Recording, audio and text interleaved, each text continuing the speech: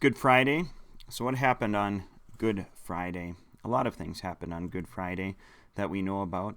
Most importantly is the fact that Jesus died on the cross on Good Friday. But I'd like to focus on something else that happened when Jesus died on the cross.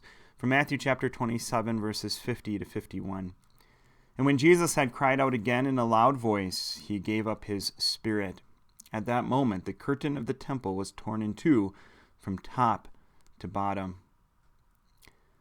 You know, the faithful Israelites understood social distancing. Not social distancing from other people, but from God.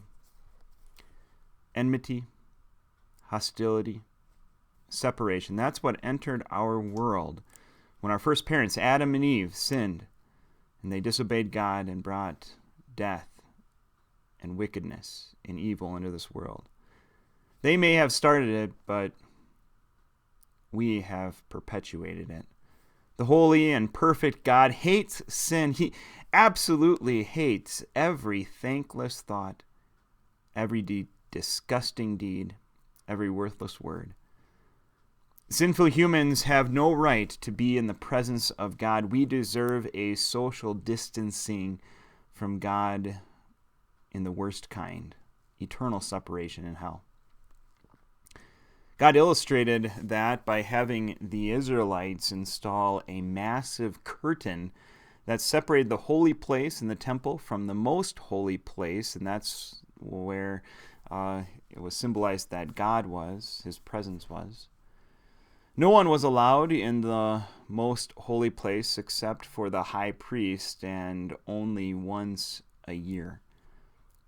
Imagine seeing a massive curtain in church Sunday after Sunday after Sunday. Sin separates us from God. But something happened on Good Friday.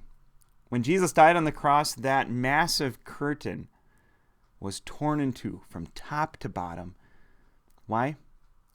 Because Jesus' death on the cross paid for the sins of all humanity. Jesus' payment removed the wall of separation between us and God.